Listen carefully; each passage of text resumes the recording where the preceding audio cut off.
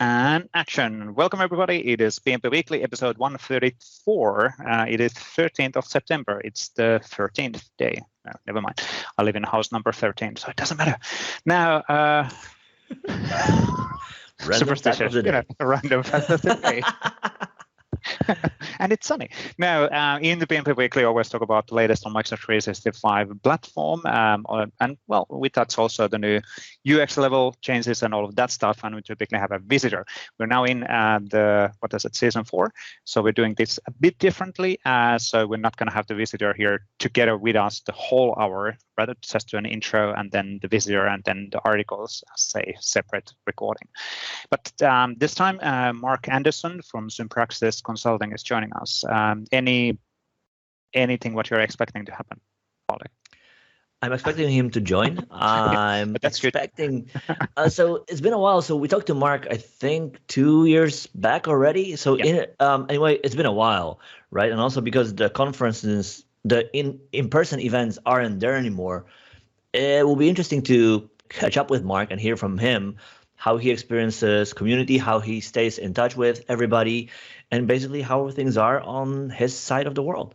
Yeah, absolutely. And I think Marc has really unique kind of insights also from a historical perspective on the client side development story of everything, because he created one of the most widely adapted JavaScript library within the Microsoft 365 many years back, but then obviously that was outdated and at some point. So, but it's actually interesting to get his insights on that as well. But cool. Anything else interesting what's happening on your side this week? So just out of curiosity before we get to the discussion. So. A lot, right? So one thing, we mentioned that already the last week. I'm working now on a series of learn modules around Viva connections and how you can extend that. And so we're working on that together. And the idea is there to Okay. Yes. Oh, so sorry. It's in pile the idea of is to show everyone how you can extend Viva connections to your needs, what it is, what is available, what are the options, what are different experiences. Options, yeah, exactly. So to have a good set of learning material around that shows you the story end to end, as opposed to having this fragmented articles that shows you every little bit. But then if you start, it's like, okay, so where do I start? Exactly. Right. Exactly. So but one thing related on that actually. Yep. So on that one, because we talked about this one before we started the recording, it's actually interesting to see this Viva connection is a really good example where we are surfacing a lot of the Microsoft 365 platform capabilities together. And what is the underlying technology? It doesn't really matter that much, because it's all about how do we combine the bits and pieces of the best of the breed, so to say, in the platform. But then at the same time, we're seeing this kind of an interesting confusion for developers and partners on, hey, can I extend this? Can I do X, Y, and Z? And then the internal discussions are like, well, of course you can. It's built using da-da-da-da-da. But how would the external people know? So it's it's been really interesting to say within the past week that mental mindset where, of course, external people are not super detailed aware what about the Viva connection and what can I extend on that. You can, by the way, extend everything on it, and there's no licensing cost or anything, so that's all good. But internal people who've been building that for like a year, the mental mindset being like, well, of course you can do this. Why do we need to even mention that? Well, they wouldn't know. So it's it's an interesting always the challenge of a engineering, marketing, and driving adoption, teaching people, and creating those learn modules is one piece of that puzzle for sure. So it is very much like my dad used to say, or says still, the point of view depends where you sit. Yeah. Right. So internally, you're surrounded by SPFX, right? So it's like, of course, like duh, it's that. But on the outside, if all you see is the marketing side and the business side of it, how would you connect the dots? How would you know what's behind it, and how can you and what at all, right? So so it very much depends on where you stand and what you know, that you can connect the dots, and you can put it inside the context, as opposed to say, like, okay, so this is an interesting thing. Everybody around me talks about that, But the one thing that I do not know is how can I extend it or not, if at all, right? So. Sorry, I don't know that there's a reason I was doing something else, and then I ran into Henry quotes from Henry Ford, and he had something super. So that related on what you're saying, the perspective. One of the quotes. This is actually really spot on.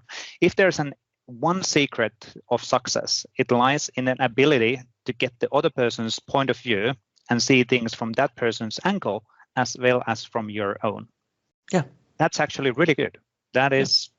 Really, really good. So because you need to understand whom you're actually telling the story, and who do you want to have to understand that. And if you assume that they know exactly what you know, that's not the case. So exactly. And I guess at the end of the day, it's always about the balance, right? Like how much do you need to explain to not to explain too much because you will go too deep, too far, but also not too little to give them the context that they need to understand the whole thing. So it is a balancing act.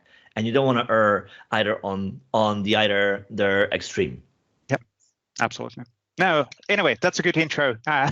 So, getting sidetracked in. So let's actually jump to this week's interview together with Marc Anderson from Sympraxis Consulting, talking about his past and the future and the focus areas, what that Sympraxis have right now. And then we'll come back on the articles right after that. So welcome, Marc, joining us today on the lovely Monday afternoon, at least in here. It's morning for you. It's sunny. All hasn't arrived. Now, the excitement. Enthusiasm, like yay! Now, thank you for joining us. So good to have you here.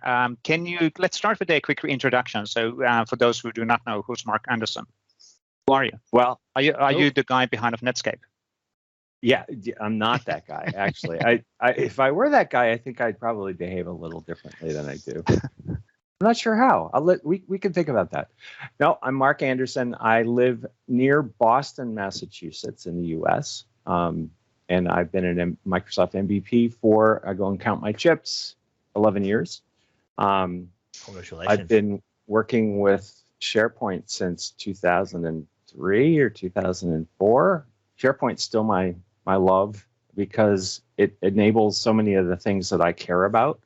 I actually believe in this word called collaboration. I believe that there's far less of it in organizations than we actually need in order for those organizations to be successful. So that's a big part of why I care about this platform. I've also have a lot of history with knowledge management and balanced scorecard and things like that. So it's all about helping an organization function at a much higher level than it is at any given time, and every organization can improve. Anyway, so I'm president of Sympraxis Consulting, which I started back in 2008 with a buddy of mine, Pete Sturpey. He's moved on to do some other stuff, but I have a great team. There are 6 of us, and we are focused pretty much entirely on the Microsoft 365 stack.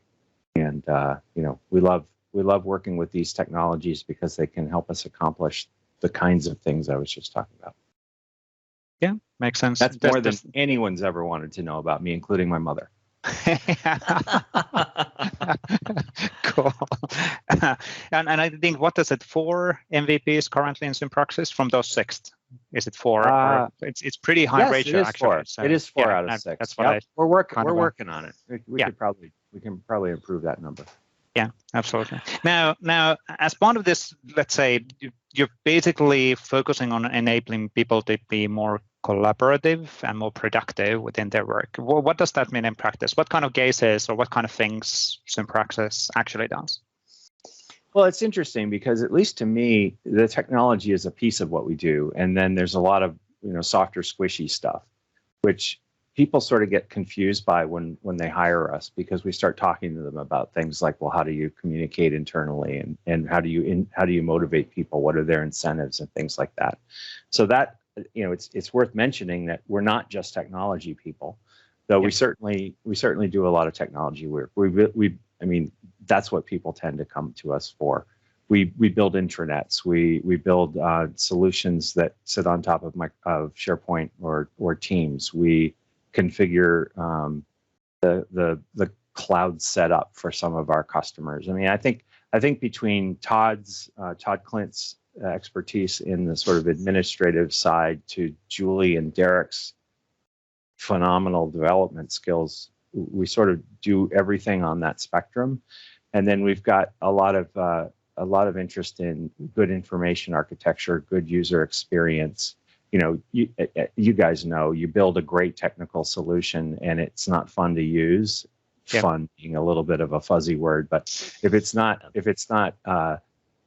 easier to use than doing the alternative, people won't use it. And so, we care a lot about not adoption. I really don't like that word, because at that point you're too late in the process, but working with users to try to build solutions that actually meet their needs, but do it the way they actually see as productive.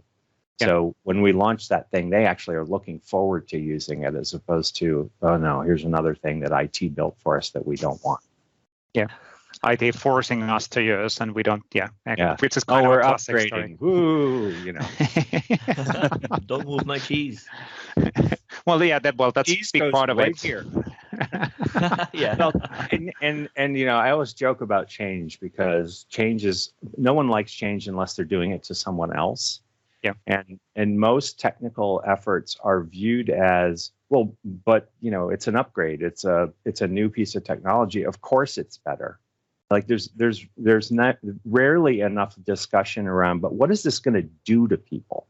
How are they going to come out the other end of this with a feeling that they've received a gift, as opposed to they've had something unpleasant done to them. Yeah. And I see, I pick on IT departments in a generic sense all the time, because I see it constantly. On Monday, you'll have a brand new blah, blah, blah. And then, people walk in on Monday and they can't figure out what to do with their computer. And so they can't start their work, which is really what they're trying to do every day. Yeah. It's just their work done, and hopefully do a good job at it. Mark, no, the one thing that I'm interested in, because you hit there an interesting spot, right? So oftentimes people try to address that issue with creating a focus group or get people who represent a bigger group. And with that, they kind of assume that, we had the buy-in from the key stakeholders or whatever, so that is exactly what people want, right? But they often forget the key step of communicating the change, the need of change, the steps, the benefits, and so forth and so on. How do you see that happening in the field? Do you see that problem indeed taking place, or do you see people addressing that, being aware of that, or not? I think it's all over the map. I think some people totally understand it and do a good job with it, and I think some people just sort of look at. I've had people look at me recently with sort of a blank look. What do you mean? And so I think it really is all over the map. The best example I have in my past is when I worked at Staples, which was back in the early 90s, so a very long time ago, and we were moving from... A few years back. So. Yeah, just a few years back. We were moving from a VAX platform to an AS400, so, I'm dating myself big time. But we had not a focus group. We were rewriting the systems that ran the delivery business. So we didn't have a focus group. We had a group of people who met with us on several times a week through the entire process, from the call center, from the warehouse, we had to be physically in a room back then. There was no other way to do it. And we would show them what we were doing. We weren't, like, this is what we've done in the last week. This is how it's gone. What do you like about this? What do you not? And at the end of it, we had a system that was totally different than what we would have aimed at in the beginning. Yeah. It was a guy named Ken Chasen ran that whole thing. I had the old system, he had the new system, and it was just so productive. And by the time that new system launched, because we picked some people from the call center who we knew were, sort of not necessarily senior people, but people who people listened to. And by the time that new system launched, everybody wanted it. They already knew it was going to be better than the old one, because their own people were telling them that. And now, yeah. I'm done. Sorry. I can stop. Yeah. No. That's actually an interesting discussion point for sure. Don't Dutch word with me, man. Now, if we think about, you probably get the term of good enough IT, and the way we've transformed from 90s to 2020s, whatever that's decade is called, to 2020s or whatever. We more and more being kind of transformed from a proper solution design, end user studies, and all of that stuff in a company level to good enough IT, which is basically, well, as long as we have these things, let's just ship it and force them to use it. Well, it's good enough. I don't care how it's being built or what's behind of the things. Are you seeing this kind of a similar level of transition or in your customers? So where people are not necessarily that much interested anymore on the system designing or system experience. And of course, we as a Microsoft, we provide some level of that, but still from a customer perspective. Well, good enough IT could almost be equated with an MVP, minimum viable product. Yeah. You know, it's something that we think is good enough to get you started. And of course, that means you can't just leave it there. Yeah. So I think that the people, it depends on the organizations that we work with.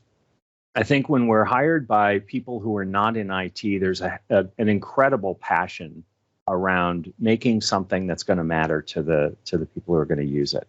I don't see that as consistently inside IT. I've been in this business for almost 40 years now, and I keep waiting for this giant transformation of IT to happen. And it's sort of gradually, but it still hasn't really happened in my mind.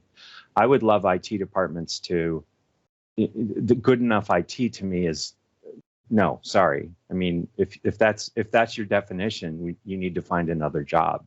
If I were the CEO, I wouldn't put up with that.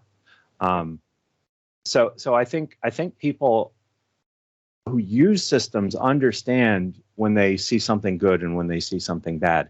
And we have the entire consumer world now to compete with. You know, in the old days, you know, the new accounting system's coming out. It doesn't matter if you like it because you have to use it. Yeah. And there wasn't anything to compare it to. Well, it's not as nice as this other accounting system that I use over here. No, I mean, there was one. And now we have this whole consumer world. We have Facebook, we have, Twitter, we have all of these platforms that people use in their daily lives, and they see how easy and how productive-ish those platforms can be. Well, if you have I'm a member of some groups on Facebook, and the way it works for people to collaborate is really good, right? And we have common interests, so people see how things can go well, and maybe those platforms aren't the right ones to pick, but they see things in the consumer market. And I think that they should expect things, applications that are as good as those consumer applications in the workplace. Just like the workplace ought to have better bandwidth than their house. You should expect better something to get your work done. But isn't that getting also equal because everybody's working from home nowadays, or more and more? Sure, so it's sure. Yeah. But I mean, it's funny because some people have found that working from home, this works a lot better than working in our office, and that's a sad state of affairs, right? Really. And sometimes the main reason for that is the excessive security lockdowns that are going on inside organizations to prevent people from doing things that they often need to do. And it slows everything down. And then they bypass the system and start using completely competitor platforms for sharing files and all of that stuff. Or they work from home. So I think that this whole pandemic has been a transformational exercise from that perspective. The organizations that have tried to push their security perimeter out into everybody's house, well, you can't really do that, right? Sure. So the more uncomfortable the more friction is involved in being able to connect into the corporate systems, the less likely it is anyone's even going to do it. True. Now I have another topic. If we are already done with this, I think we're done with this. Yes. Okay. So a few years back, like if I go, I don't know, let's say 2008, 9, 10-ish, I remember we sat down, I think that was one of the summits, and you talked me through like how you explain what's the MVP summit, which is the once a year back then gathering in person in Redmond for MVPs across the world to come to Redmond to campus at Microsoft and hear out what's coming, give feedback, hear back, and so forth and so on. So back then, Mark and I would sit on campus, and Mark, I recall you walked me through how back then you build applications in SharePoint, how you would change things about lists, about views, how you would extend pages with pieces of script you would drop on a page. And that was very much back then in the world where SharePoint ran primarily on premises. IT was in charge of the update cycle. And now, fast forward to now, we're in a world where we're online, or majority of folks are in the cloud. Updates take place every week, every other week. There is different degree of the things we are recommended to do with Pages and SharePoint. How do you see that affecting, one, the type of apps you build, B, the kind of power that your customers have in SharePoint, and they see that as a place, or to what degree they look more towards Power Platform, Power Apps, Power Automate as the place where they do what they used to do in SharePoint? But those were the days, weren't they? You just gave me a little warm feeling inside. Actually, Todd just pointed out to me there was a thread on Reddit over the weekend where somebody was asking, I just moved from SharePoint 2010 to SharePoint Online, and none of my SP services stuff is working. What should I do? And it's like, So I think that there were a lot of us who ended up understanding that we could build client-side applications. Really, what a lot of that was all about was, yes, we were putting arbitrary script. People always love to say arbitrary script, like, yeah, it's just some script I found somewhere. I don't know what it does. No, it wasn't arbitrary script. It was script that we wrote to do specific things, and we would take over the page and do whatever we needed. And I think that was. I like to think that laid some of the foundation to get to the SharePoint framework. The SharePoint framework is the modern, sort of script in the page approach, but with gates to it. You have to get somebody to deploy it for you if you're, sort of a departmental, like, power user kind of person. So that's unfortunate, because usually the giant spanking machine that is IT makes that as difficult as possible. And now that we're in SharePoint Online, Microsoft 365, we have a suite of products. You're right. It's not SharePoint. It's all of these things that fit together. And I think the way to solve any particular business problem has always been, let's see if we can do it with the out-of-the-box capabilities. Let's start with that. If you're a developer, that is unfortunately not what you typically start with. But let's just see if there's a box we can tick that'll make this thing a little bit better or different than what we have out, when we first rev it up. So that's always the first check. Now there are a lot of other capabilities that have been, I'll say, they're sort of like gooey batter. They've been baked-ish into the product. For instance, the JSON formatting for lists and some other capabilities there, where there's a UI for some of it, and then you end up writing JSON. So it's, again, sort of in that spectrum of, is it good for the consumer part of the world? It's gotten close to that, but it's not. I don't think it's baked enough yet.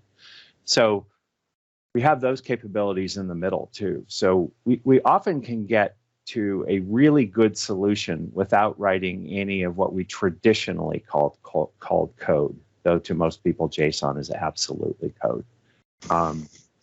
Yes, so and we all, but also it's a more complex landscape, right? So we might say, well, we want a form where we're going to be able to update 3 different SharePoint lists. Okay, well, that's a Power App. Well, what's that? How do I understand that that's the thing that I need? And then when the form is filled out and you commit those changes, then what happens next? Oh, well, you might need Power Automate. So we're looking at all of these different services. You might want to create a task in Planner. You might want to put a that mention into a Teams conversation. And so I think the surface area for architects has grown immensely. but that's a very good thing because we can build solutions that I think are more tailor-made to what people really need. And we may not ever write a lick of code per se. We might configure some things. That spectrum of no code to heavy duty code. I think we have far more in that middle area, which I love so much. And so there are a lot of capabilities where the citizen developers or power users or whoever, whatever name we want to give them this month, can do good things as long as IT doesn't block those capabilities, which unfortunately I see a lot of. Yeah. It's kind of understandable from an IT perspective because if they don't know what the capabilities are, it's easier to decline and close your eyes and look So what's the answer there, Vesa? Is it to close it down or to learn what it is? Education. It's just like with the security stuff. I mean, people in IT lock things down because our users are too dumb to ever understand, the fact that clicking on a link in an email is going to cause problems or whatever it is. Well, they're dumb until you teach them. Yeah. Right. I was having that discussion with somebody on Twitter the other day. I mean, we have to take user education and IT education. I mean, everybody should be learning every day in their job. And turning things off because you don't understand them is probably one of the stupidest moves there is. Yeah. You're buying a BMW with 4 doors and 3 of them are welded in basically just in case. No blinkers. No blinkers. Well, here in Boston, that's actually de rigueur. I mean, we don't use those things. Yeah, exactly. Because you know where you're heading anyway, so you don't need to. Well, yeah, I mean, I know.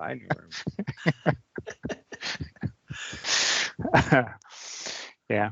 Now, on kind of a related area, so that's actually an interesting the let's say product of the spectrum. Of course, there's so many products nowadays, and there's so many things happening, and which kind of beneficial for Microsoft side as well, but it's confusing for the customers and partners as well. How do you see the partner play in general in this kind of you've been there when you were partly in on-prem. We introduced Microsoft 365, Office 365 BPOS first, and then Office 365, and then Microsoft 365. BPOS anyway? BPOS was business. What was it? Business productivity online services. Online services. Yeah. Anyway, so that was the Exchange, SharePoint. Anyway, so that probably was about it. Yes. But how do you see the partner play on this transition? There's a lot of things happening as part of this transition. The collaboration has kind of now moved from it being a SharePoint-based more as a Teams piece, but now it's getting merged back on being both with the Microsoft Viva. What's the partner play? Is there a room for partners? Is there is there money to be made in Microsoft 365? And I hope the answer is yes, because otherwise we will have to cut this from there. No, just. Well, the answer is yes, but the way you phrase the question is making me sort of go, because when you say partners, I think to me that implies the partner program, and not necessarily. I'm thinking like if you're looking into traditional, let's say, collaboration or document management together with customers, there was always a play where a partner can make money on helping consulting, building stuff, building extensibility, putting bits and pieces together, and then customers were willing to pay on that. Is there still a room for that? Is Intranet in a box still a viable product? Well, I think that there are a lot of things that enterprises end up doing that they only need to do once or they only do a few times, and that's certainly a play for external people. Let's migrate from 2010 to SharePoint Online. You're only going to do that one time. You should hire somebody to do that, and that's not because I'm a consultant. It's just because I've seen some of the just ridiculous work that goes into doing it when you don't know how to do it.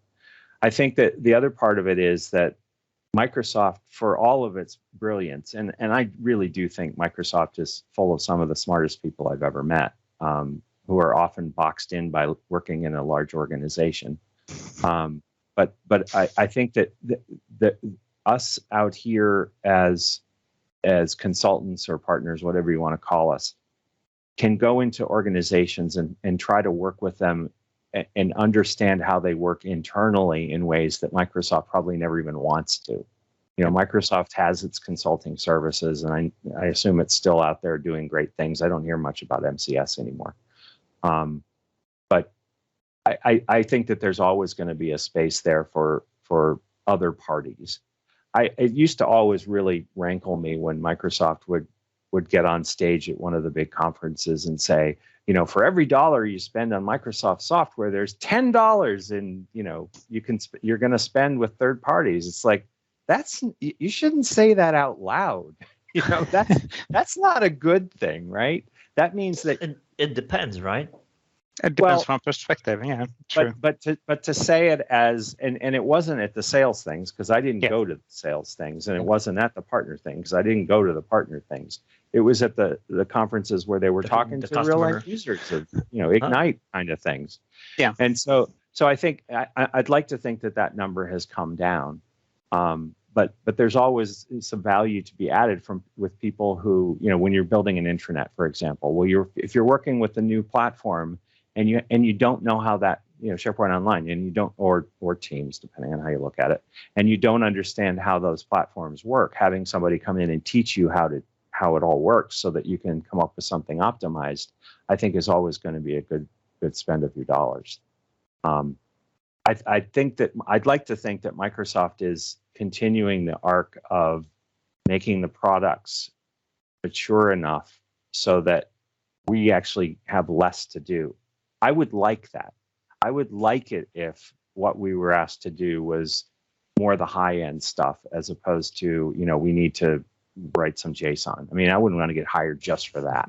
That would be silly, right? So we certainly take that work. I mean, we like JSON.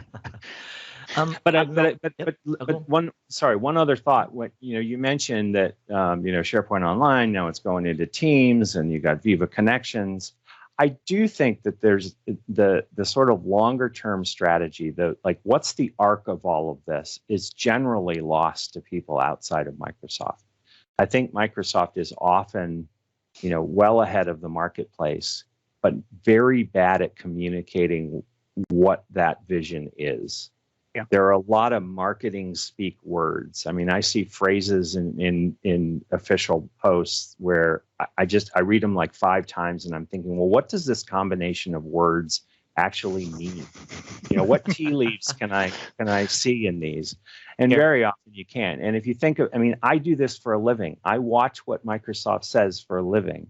So from a customer perspective, I think it can be really confusing when you've got Viva come out of nowhere, and all of a sudden it's the only thing that matters. But wait a minute, wasn't Teams the only thing that matters? And wait a minute, wasn't this other thing? It was the year of Yammer. What happened?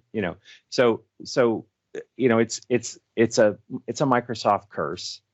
It's gotten way better over the years, but I think there's still a lot of room for improvement there. Yeah. Well, so with that, I think one thing that, at least from where I sit and what I hear, I know there are a lot of folks who are interested in what is nowadays the role of an intranet? Because originally, if you go back again to 2007, 8, 9, that was the centerpiece of a company. That was where, except email, you did your work. You had your files, applications in there. You had your news records. Everything was on your intranet. Nowadays, that is no longer the case, right? So with your customers, Mark, what do you see? What role does Intranet play in their companies? Well, I mean, most of the customers we work with at Sympraxis, we see a very clear division between the intranet and doing the work. The intranet is the entry point, the launch pad for getting to the places that you do the work. But if you think, I always try to get people to think of the use case of, I just got hired. I don't know anything about this organization. What do I do? Well, the first thing we ought to tell you to do is to go to the intranet, figure out, what are the departments, who does what, what systems do I need to know if I'm working with these people, all of that kind of stuff. So to me, that set of information, what we tend to implement in communication sites, needs to exist, and it will always need to exist. The form of how it exists, one can debate whether it needs to be sitting in SharePoint or in Teams or pasted on a wall somewhere. The wall has to be virtual these days. But that information has to be out there. What are the templates for putting in my expenses, or who do I talk to if I have problems with my computer? All of that stuff has to be somewhere.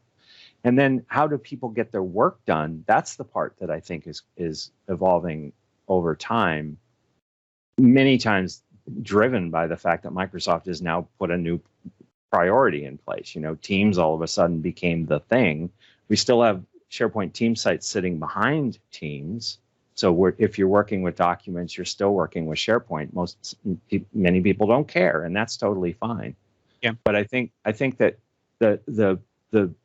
the sort of canvas that you use to work with other people continues to evolve and will continue to evolve. We got things like SharePoint Spaces. I mean, I see some fantastic use cases for that. I haven't had any reason to use it, but what we can accomplish with the technology continues to evolve. So of course there will be new platforms, new applications as part of the platform where it makes sense.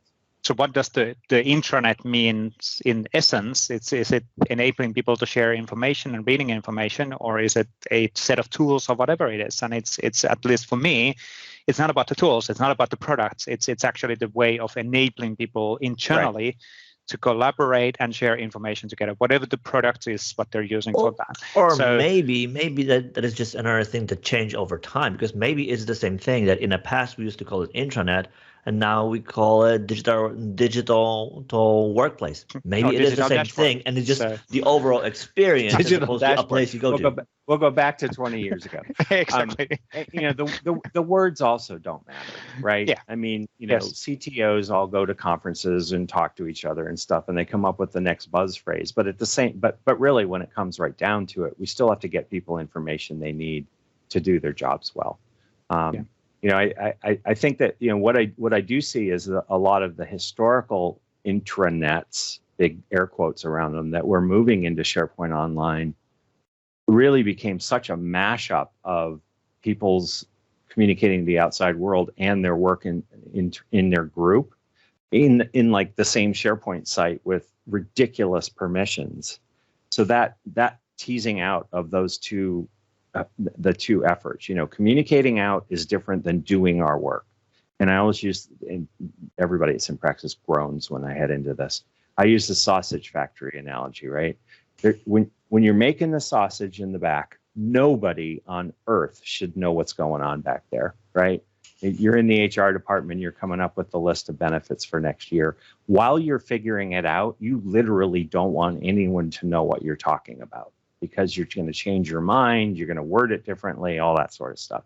Once you've got that idea and you can sort of package it and say, this is what you need to know, that's where the intranet thing comes in handy. So separating those two parts of a process, I think, is critical, and something that a lot of organizations, because of the way their so-called intranet evolved, they totally lost that.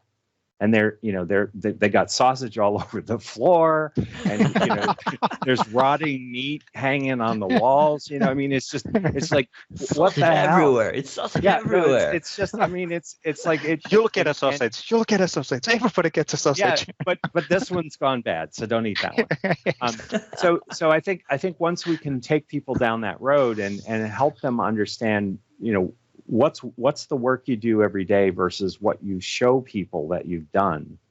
Those are two very different things. And I think that showing people what you've done is part of what the intranet does.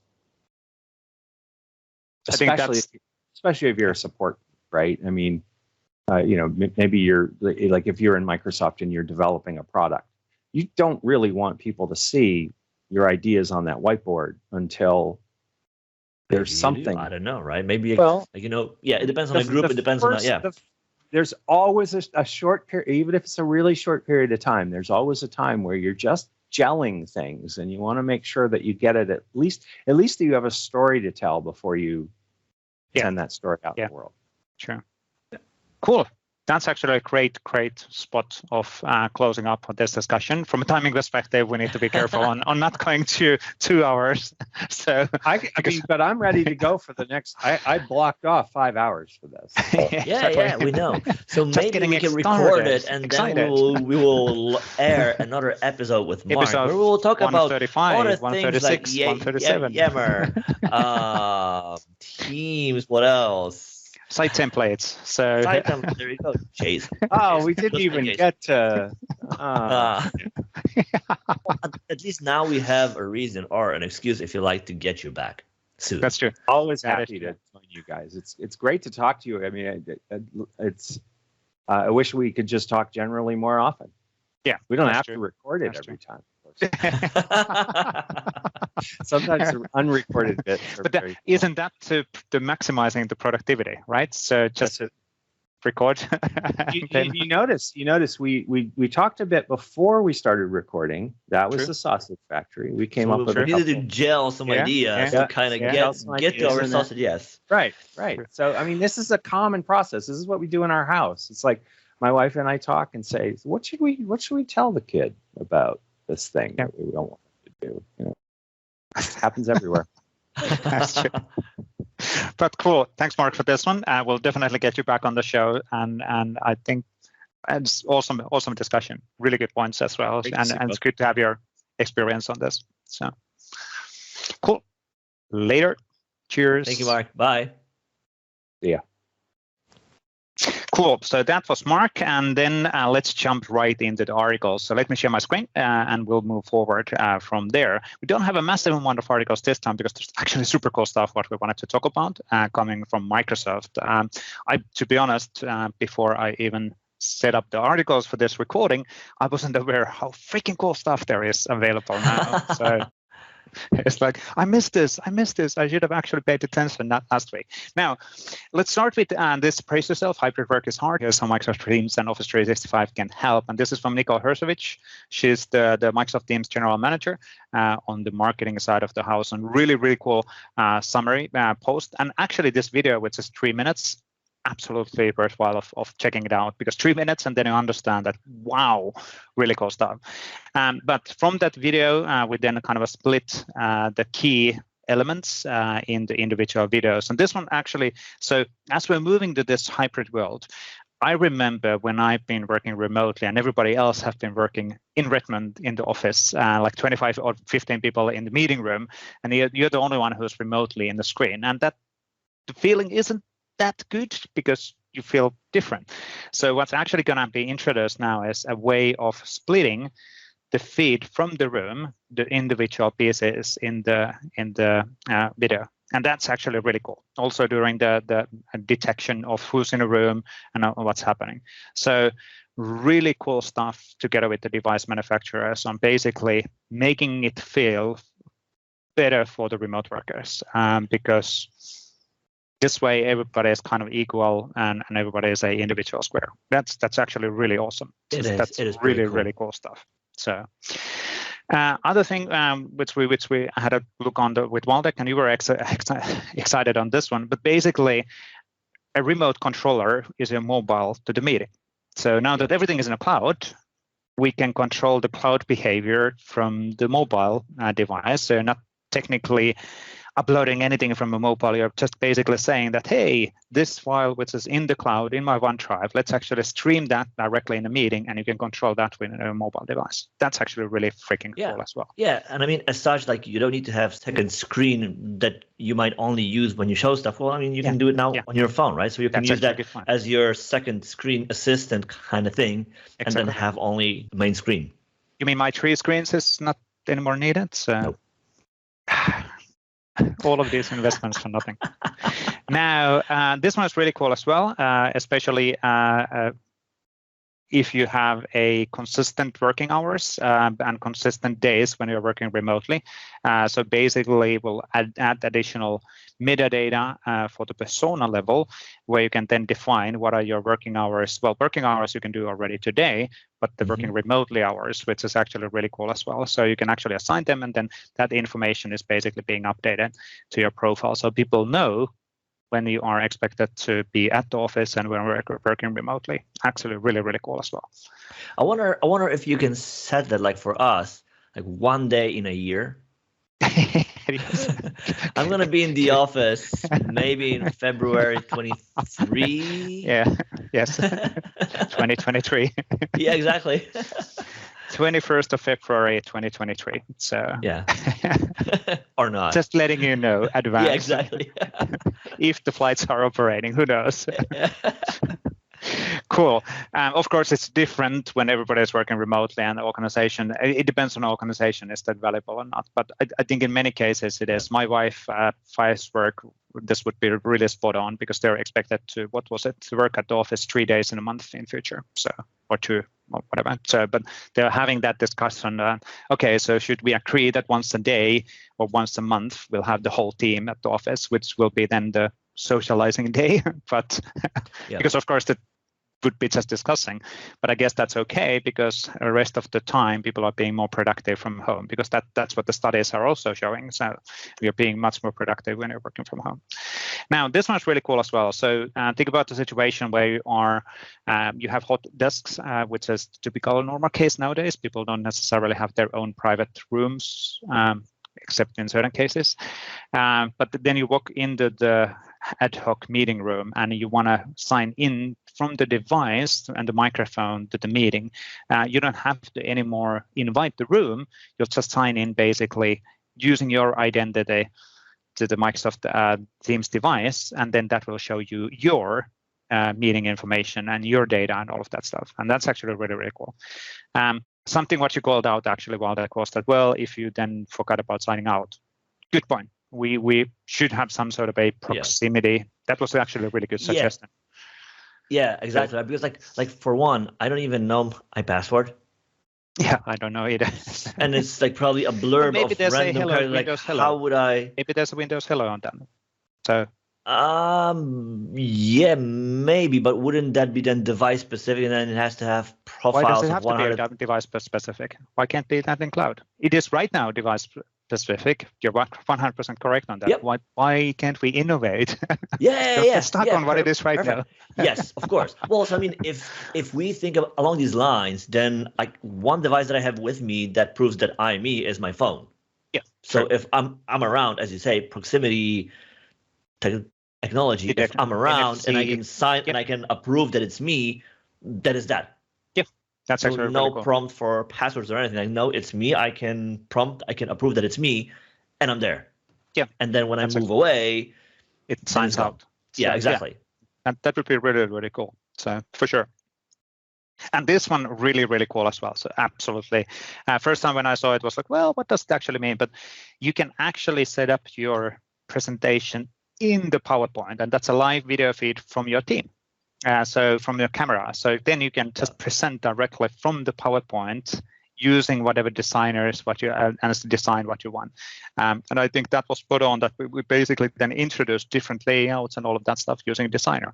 That's like, yeah, exactly. Wow. So this is your publishing scene cutting tool already in PowerPoint, which everybody in the office has, right? Exactly. So we're kind of really truly combining this modern way of working and the videos and all of the feeds in the presentation tooling, which we know how to use. So I have OBS Studio installed, but it's pretty darn difficult to use comparing on this one. It's powerful, but it's a different thing you have to know and use. And unless you create video the whole day, you probably don't know how it works, right? Really cool stuff, for sure. Whereas on the other hand, you know exactly how PowerPoint works. That's true. Well, at least in my case, that's the pre-requirement for being a program manager in Microsoft, right? So show me your PowerPoint slides. Oh, that's pretty cool. We'll hire you. Now, you're kind of like PM level 1, level 2, depending on the skills, yes, right? Exactly. You need to be really good at PowerPoint to get to the principal. Now, cool. This one's then the speaker coach, which is basically analyzing the speed of speech, analyzing how much you give people a wait time to react on your speech and all of that. So for me, this one would be really good because I'm always speaking too fast. So kind of a slow down. Well, but that also means that you prepare. So is this live or do you need to pre-record yourself? Like basically live. Yeah. Wow. Which might be confusing as well, because then it's telling you it basically slow down. Well, but I mean, it's the same thing. Like if you speak to an audience, you have exactly the same thing. Like someone in the room will raise their hand, or you will see folks squint. Like, what is he saying? Exactly. And they're like, oh, okay, so they don't get it. Maybe I need to reiterate. You know. So it's the same thing as you would read a room. Absolutely. So really cool stuff as well. Of course, you need to concentrate, and it might be confusing as well if you get a lot of messages. Hey, move left, move right, dance a little, smile, and whatever. And take the stage, own the stage, and then you need to like pace around the whole room. Yes, just own it. Now, and you're like, what? What does that mean? I own this presentation. Anyway, now, and this one is also good. So it's really good that we're getting this basically correction on the lighting. A lot of people are still, after this 18 months in the pandemic, and don't have a proper lighting in their room. So it's basically fixing that on fine. So yeah.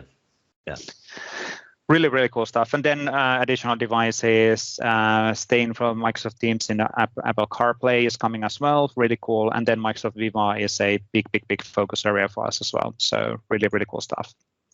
Now on the Viva, let's actually move into the Viva and have a discussion on that. So the Viva Connection public preview was announced. It doesn't mean that it's available right now, but it's coming now. It's starting to roll out, and what it means is that in the past you've been able to implement already extensibility because that went to public preview slightly earlier, but this one basically then brings additional mobile experiences. So with the dashboard and a feed and resources, and this is an evolving space with the Viva Connection mobile app experience. And then also the Viva Connection desktop is kept on evolving, and you will actually see the dashboard also in here. So this is basically the same as you would see in the mobile. So there's a kind of a connection, but since we are in desktop, you can actually have additional capabilities shown as well. And then there's an easier way to actually configure this. So it's no longer just PowerShell and script. There will be more native way of actually enabling the Viva Connection desktop in your tenant. So it basically, with the click of a buttons and settings and all of that stuff. Yes, that's basically the idea. Dashboard with part is the one which you can see there. That's basically behind of also the mobile experiences, and then you can use SPFX to build these individual cards. So feed web part is basically then showing what's happening around you as a persona. So it's the company. I don't want to say this company. What is it? Company news, actions, feeds, changes. Like already today, we can see like this file has been changed and you've been recently watching that file, you might be interested on that. So those kind of things. So from the craft. So a feed basically. Yeah. And what was it? It is what it says it is. It's a feed. Feed. Yes, exactly. It's a brilliant naming, by the way. So super descriptive. So, yeah, exactly. Cool. But yeah, so that's now gradually starting to roll out, and it will take a while for a few weeks to actually 100% to roll out. But that's really cool. That's now getting out as well. Now, a few other news from Microsoft. So this is basically was mentioned in the first one as well about the interactive collaboration with apps in the Microsoft Teams meeting. We jumped on top of it.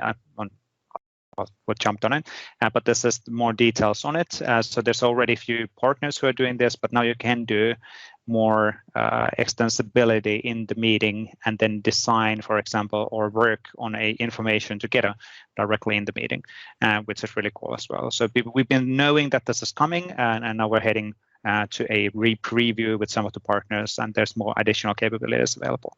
Underlying tech, it doesn't really technically matter, so the Teams is basically enabling this, and then you can implement whatever is suitable for you. Fluid framework being one of the options of really having that kind of interactive, let's work on this together experience. Really, really cool stuff. Good. Then on the developer side of the house, Microsoft 365 developer blog, Elise Young had a blog post related on the latest version of Microsoft Team, Microsoft Craft Toolkit 2.3, isn't it? Yes, 2.3. Yes. And there's two new really big things. So the Teams MSAL2 provider, and then a file list component, both of these being contributed by the community, which is really, really cool. So Simon O'Krane, and then Andre Lange. Andre Lange, yes. And he was actually in the community call last week to do a live demo on this one as well. So really, really cool stuff for sure. And it's great to see more and more controls and capabilities being available in the Craft Toolkit as well.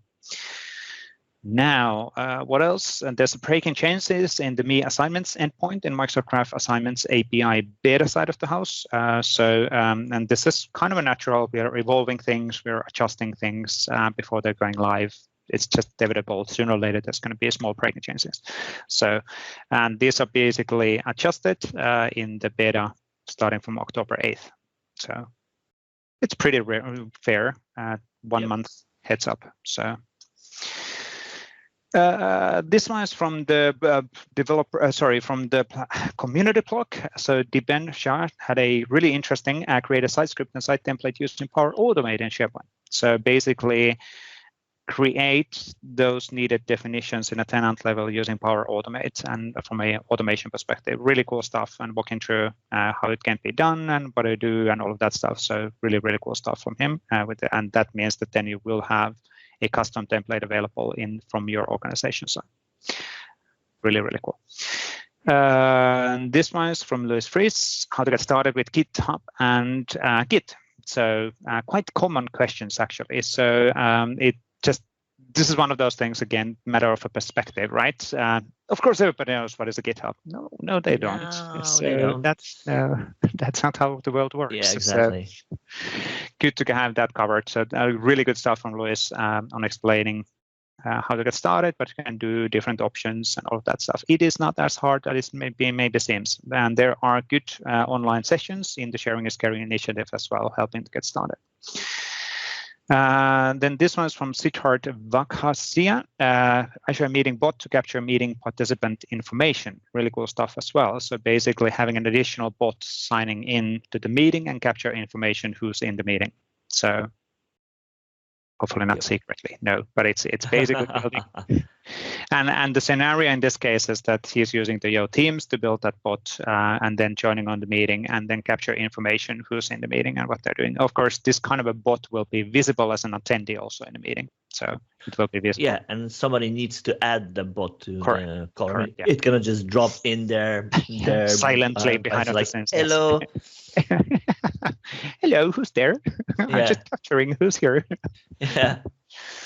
Now, this one is quite new, actually, from today. So global navigation in modern SharePoint using SPFX, PnP, and Fluent UI from Dipen Shah as well. So thank you, Dipen, for being really active on these things. So this really walks through how multiple different scenarios, so communication side, application customized, taxonomy, and Fluent UI command bar. And then the end result, I'm just going to jump here, is basically that kind of a Fluent UI toolbar experience, which you can of course style any way you want. So using the black color is not intended, not needed. So yeah, cool stuff as well. Good. And using the tenant-wide deployment options and everything else, you can make sure that it's available across the tenant, every single experience, which is really cool. Well, in SharePoint, not in, anyway. In Teams or in Outlook or... Yeah, exactly. That's not unfortunately possible. Now, PnP patch, add or delete items from very large list, more than 30,000 items. So this is basically... 300,000. Sorry, 300. What are that's... 30, 300, same. 35,000 million. So, anyway.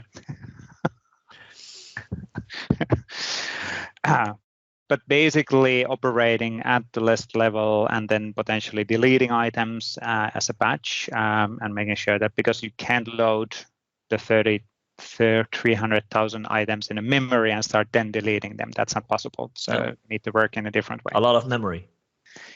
That would be the case. Yes. Yeah, that is true. That is true. Historical things in my previous company before I joined Microsoft, like a few years back, there was we were doing development, and then there was one pop-up which was like select whatever office or country or user, and then it worked so well when there was 5 users, but then there was a customer who had like 130,000 users, and the pop-up memory consumption was like 1.2 gigabytes or whatever. Wow! Because it came because so massive. It's an HTML page, so well, exactly. But I mean, it only proves, right, that you need to test things at scale, exactly, at kind of comparable or representative scale for how whatever you're building is going to be used, as opposed to I'm testing. Yeah, so it works with 1, with 0, with 10. I'm good. Yeah. Well, maybe. Exactly. And having scripting and all of this kind of stuff available to auto-generate stuff is super important for then mass testing as well. Yeah. Now, Marcus Müller has actually really started blogging every single week something new, and this is really cool scenario. So meeting app in Microsoft Teams, pre-meeting, helping on the pronunciation of the people's names. So you can basically come to the meeting and before the meeting see how Klaus or Hans is being pronounced using the Azure tooling. So really cool stuff. And that actually also shows here some of the interesting new additions. Well, new in quotes attributes for the configurable tabs, which will make them to be available then in the meeting. So, yep. Good. Michael Mendes had a interesting blog article hiding the SharePoint page title with Power Automate. So basically hiding page title from where is it? From here. And how you can do that. And I didn't actually read this, but I'm guessing, I don't know if you read this already, but it's basically walking through the scenario. It is using the user's access token, so it can actually modify it. There's an interesting challenge related on some of the attributes in the SharePoint, which is the needed permissions, for example, for an app, which is an app-only app to modify site title, would be tenant read write all. So. Wow. Because there's no scope which would be targeting on that lower level. So there's basically scope for the listing libraries, but there's no scope. There's sites. Only. There's just the sites, read, sites, write, sites, read, write, all. But there's no. It's all sites. It's not. You can't really target on a lower level. So you could use, but that is from the Microsoft Graph, right? You could use the site specific. Correct. What's called the site source. I can't remember. Yeah. Anyway, that site specific access. Yes. Remember the thingy. You can use the thingy. So, but basically, and that's an area where we're investing definitely in the future to make it more specific on the permissions flows. So, but really cool to walk through and really good blog post for having all of the screenshots and making sure that people understand what can be done. And then here from Peter Venstra, the weekday and calendar functions in Power Apps. So basically for Power Apps side of the house, different kind of functions and how can we sort things and how can we adjust things and implement typical calendar scenarios. Now, of course, in the long run, we should have a set of standardized things like calendars and everything else available for Power Apps as a reusable controls and all of that stuff. But this is for sorting day headings, adjusting them, and all of that stuff. So really cool stuff as well, helping certainly for people to implement their Power Apps. Yep. Good. That's it for this time. So stop sharing. We already talked about before the Marc Anderson interview on what you've been building lately. Anything else on your mind? Well, what we haven't talked about is what are you doing next? What am I doing next? So the Viva connections, obviously, SPFX, big role. A lot of community stuff in the pipeline. So coordinating that stuff behind the scenes. I'm trying to as much as possible to delegate those things. It's getting a bit of overwhelming. Is it? I think we're heading gradually to good direction, so it's all good. So I think it's a positive problem. So the community thing is catching, so which is really, really good. Also, to be fair, on this upcoming weekend, so this is the 16th. No, what is the weekend? 18th. Whatever.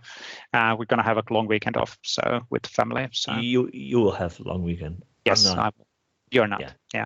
Yes, that's true. Yes. I am not invited. That is true. Yes, and we're gonna drop by in our northern Finland cottage to make sure that it's ready for winter now.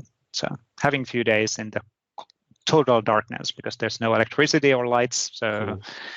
It's going to be pretty dark again, and it's good to reminder. It's Finland is kind of an interesting because on summertime the sun doesn't go down, but then on wintertime the sun doesn't necessarily go up. So there's this dualism of the country. So and this autumn always this time of autumn you're like, oh my God, it's really dark when it gets dark. You start realizing that side of the country. Well, but it's also an interesting thing, right? Because like here we have all of the greenhouses, I think that's the word for it, and they emit so much light that in the evening, like in places you cannot see stars because so much lights go light up. Pollution. Yes. We call it light pollution, at least in Finland. Light pollution, never heard of it. Yeah. So, but basically, it's blocking the what is it? What's the stars, and then what's the northern lights? So where we're heading now. We don't have any of that here. Yes. We're not even north, so exactly. I mean, we have lights. We have different shades of lights, different colors of lights, but not the northern lights. Those are freaking cool when you see them properly. It's just amazing because the light, basically because it's just dark. Then you can see the stars, and they're pretty bright, the stars, because there's no pollution or light pollution anywhere, so you can see everything. You can see the Milky Way in the stars as well, and then the northern lights is basically the sun. What is it? Sunbeams hitting the inner the Earth atmosphere, and then causing the shades and all of that. It's just if you're into space and physics, this is not the show to look, to watch, to listen to learn about northern lights. Official terminology is somewhere in the sky. It looks awesome. It's the stuff when the stuff hits the stuff. There's the stuff on the air. It's like, ooh, so beautiful. No idea. Yes. But if you go to Google and test it out, northern lights, you'll get it. So, but I get it. It's hard to understand what they are. Cool. Anyway, so I think that's more than enough for this week. So thanks everybody for watching and listening. And depending on which chosen path you've taken, we'll be back within the PnP week in a week. Woohoo! Later. Bye.